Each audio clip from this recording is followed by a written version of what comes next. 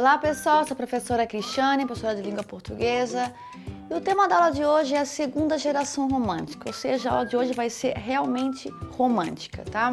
Olha só, a segunda geração romântica também é chamada de geração ultrarromântica, ou então geração mal do século. Por quê, pessoal? Porque justamente o espírito do século XIX, depois da década de 50, 1850 para cima, é uma geração altamente melancólica, deprimida, parece que não encontrou seu lugar no mundo. E assim, você vai perceber que o foco da segunda geração romântica é muito distinto da primeira geração romântica, uma questão histórica e temporal mesmo, né? A primeira geração romântica, lembrando, era uma geração que estava muito empolgada com a independência do Brasil. Então eles tinham um projeto político, ou seja, eu vou demarcar o que é o Brasil através da literatura. Eu vou definir uma identidade brasileira a partir da literatura. Não é à toa que nessa primeira geração vai ser uma geração que vai curtir muito natureza, o índio peri, o Ijuca-Pirama, a ideia de natureza como um lugar que define a própria alma do brasileiro. Então é uma natureza boa, tranquila, linda e não sei lá o quê. Você percebe que o foco é muito mais político.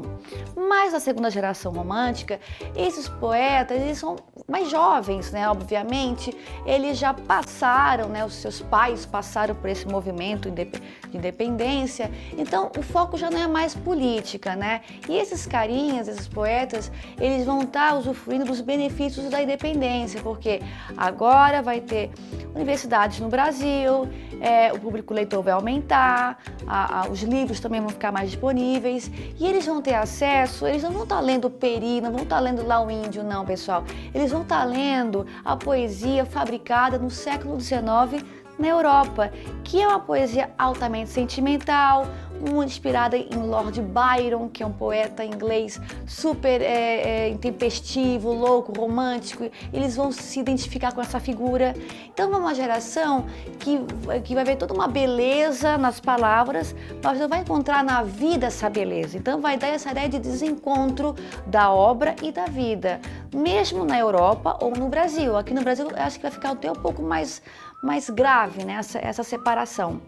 Então, inspirados nesses poetas românticos, o herói romântico da segunda geração não é aquele índio que derruba uma palmeira na peitada, né, que nem o peri. Ele é frágil, ele é fraco, ele está sempre doente. Pessoal, olha só, esses poetas morreram tudo com 20 e poucos anos, porque eles tinham saúde fraca também, já que a vida é amarga, melancólica, dá-lhe vinho e dá-lhe ópio, então eles embriagavam, né? Eles se embriagavam de poesia e de vinho, então era uma vida muito mundana, já que eles não se identificavam com esse mundo que viviam. Então aqui vem as características, né, pessoal? Esse subjetivismo, essa ideia do eu sofredor e o mundo que não me entende, o pessimismo e melancolia. Gente, é uma coisa muito problemática no século XIX. É o homem que depois também vem no século XX, é o homem que não se encontra no lugar, né? Ele não se identifica. E no caso dos brasileiros ainda mais, né? Porque muitos deles viajavam para a Europa, conheciam a literatura, a arte, a arquitetura do mundo, né, antigo e não sei o quê, vinha para o Brasil, muitas vezes ia para a fazenda e não tinha na vida real aqui do Brasil a beleza que ele viu na faculdade, na Europa, ou então nos livros. Então ele parecia que vivia no fim do mundo. Então essa ideia de melancolia também vem muito disso nos poetas brasileiros. Egocentrismo, porque é o coração falando, sofredor e coisa e tal. E gente, é uma coisa mais incrível. Hoje parece bobagem, mas o sentimentalismo, o egocentrismo, esse sentimento amoroso altamente explorado, era sim revolucionário. Lembre-se, no século XIX ainda se casava por conveniência, não era por amor, não. E escapismo, claro, se o mundo em que eu vivo não me entende, se o lugar é ruim, então eu vou escapar pelo quê? Pela literatura, pela morte, pelo amor. A morte é demais, né? Gosto pelo noturno. Gente, o poeta romântico não dorme, tá? Ele não dorme porque à noite ele vai sofrer, ele vai chorar e ele vai ver a lua ou as estrelas. Então ele tem um compromisso com a noite, que é o sofrimento. Você vai ver em muita poesia romântica, vejo a minha amada nua, mas não vou tocá-la porque vejo a lua. É basicamente isso. E aqui também, eu não coloquei aqui, mas também a idealização da mulher. A mulher é um ser altamente frágil, puro e também intocável, tá? Então aqui no Brasil, quem são os principais autores, né? Aqui essas três figurinhas aqui, ó. Álvares de Azevedo, lembrando que a obra Poesia de 53, que vai inaugurar a segunda geração romântica no Brasil. Tá, o Álvares de Azevedo é uma das figuras mais importantes. Gente, o cara morreu com 21 anos, olha só, tá? Tem duas obras muito famosas, Lira dos 20 anos, Noite da Taverna. O outro muito famoso também, né? Casimiro de Abreu, autor dos Meus 8 Anos. E também aqui, Fagundes Varela, o autor que escreveu o Cântico do Calvário. Tá? Vamos ler trechinhos de cada um poeta. Primeiramente, vamos ler um trechinho do poema de Álvares de Azevedo. Pálida a luz da lâmpada sombria, sobre o leito de flores reclinada, como a lua por noite embalsamada, entre as nuvens do amor ela dormia. Era a virgem do mar na escuma fria, pela maré das águas embalada, era um anjo entre nuvens da alvorada, que em sonhos se banhava e se esquecia. Então, nesse poema você percebe que o eu lírico, né, o poeta, parece que ele está espiando a amada e ela é quase uma figura, né, pictórica, né? Está lá numa paisagem altamente bela, virgem, frágil, e ele vai então começar a enumerar as qualidades da sua amada. O Álvares de Azevedo, ele tem dois momentos na sua poesia, né? O poeta virgem, né? Aquele que idealiza a sua amada e diz, mas tenho medo, né? Ele não toca na amada. Ele também tem uma fase que ele tenta ser um poeta um pouco mais erótico, mais satanista, mas também, né? É quase uma persona, uma máscara que ele usa. E assim, né, o Álvares de Azevedo foi um rapaz que nasceu em São Paulo, depois foi morar no Rio de Janeiro e foi estudar depois em São Paulo na universidade. E o cara não gostou de São Paulo, não tinha nada para fazer. Então também gerou um pouco essa melancolia. Muito tímido, muito fechado, a vida amorosa dele não era grande coisa. Começou também a beber até a Noite da Taverna, uma obra também inspirada nessa vida noturna do Álvares de Azevedo.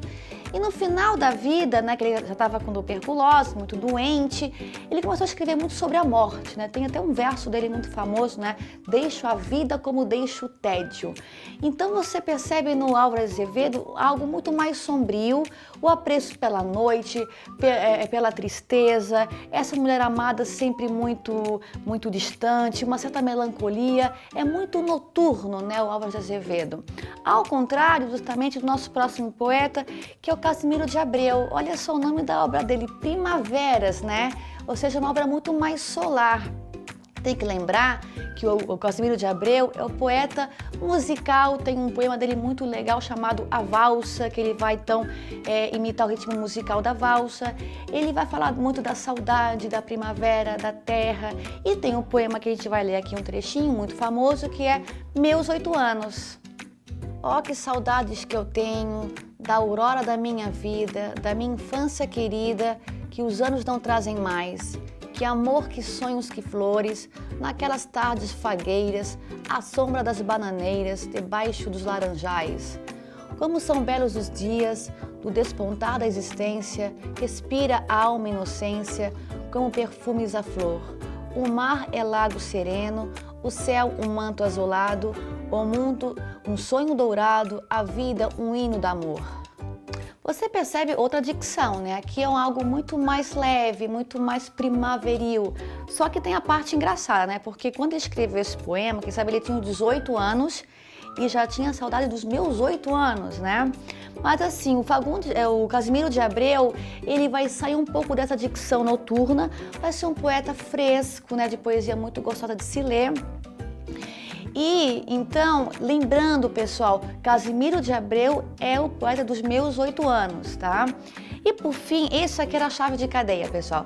Fagundes Varela, ele tem a biografia mais romântica possível, né? Porque o Fagundes Varela, ele foi criado para ser um grande comerciante, estudou na Europa para ser um grande comerciante, mas o cara não queria saber de comércio, de trabalho, ele queria ser poeta. Só que eu tinha um problema, né? O Fagundes Varela, ele se inspirou muito nos grandes heróis românticos, que eles eram bêbados, loucos, e ele também vai ter uma vida altamente boêmia, ele vai produzir então uma poesia também mais noturna, mais instável, um pouco mais semelhante à Álvaro de Azevedo, vai casar com uma artista de circo, vai ter um filho, né, com essa mulher e vai, então, né, uma tragédia vai abater a vida do Fagundes Varela, porque o filho dele vai morrer com 3 meses de vida.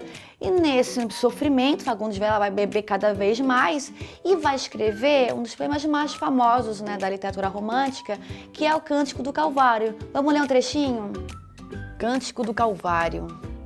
Eras na vida a pomba predileta que sobre um mar de angústias conduzia o ramo da esperança. Eras a estrela que entre as névoas do inverno cintilava, apontando o caminho ao pegureiro. Eras a messe de um dourado estio, eras o idílio de um amor sublime, eras a glória, a inspiração, a pátria, o porvir do teu pai. Ah, no entanto, pomba, varou-te a flecha do destino, astro, engoliu-te o temporal do norte, teto, caíste, crença, já não vives. Pesado, né, pessoal? E, assim, ó, e quem conhece um pouco de literatura vai perceber que o Fagundes Varela aqui tá meio que copiando o ritmo do próprio Hamlet, tá? Então tem essa ideia muito dramática também aqui do Fagundes Varela. E assim, pessoal, nós lemos aqui trechinhos de 3 poemas dos 3 grandes poetas românticos. Lembrando, Álvaro de Azevedo, esse poeta noturno da Virgem Pálida, o Casimiro de Abreu, o poeta da saudade, da primavera, do frescor, da musicalidade. E por fim aqui, né, Fagundes Varela, esse poeta altamente intenso, dramático e tão interessante. É isso, pessoal. Essa foi a aula de hoje. Até mais!